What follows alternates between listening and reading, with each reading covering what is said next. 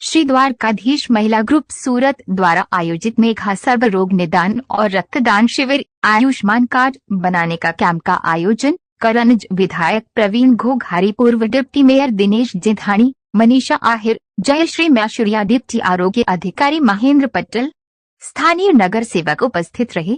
हरीश राजपूत के साथ महेंद्र सिंह परमार की रिपोर्ट।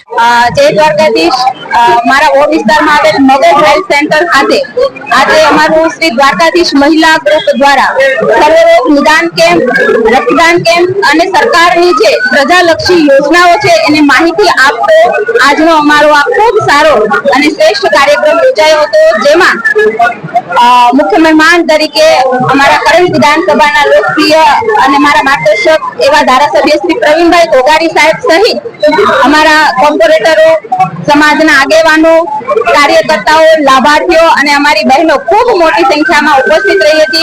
આ કેમ્પની અંદર જનરલ ઓપીડી થી માંડીને ઈએનટી, ગાયનેક, પીડિયા, ઓપ્થોમોલોજી, બ્લડના દરેક પ્રકારના રિપોર્ટનું પણ અહીં આજના આ કેમ્પમાં વિનામૂલ્યે આયોજન કરાયું છે।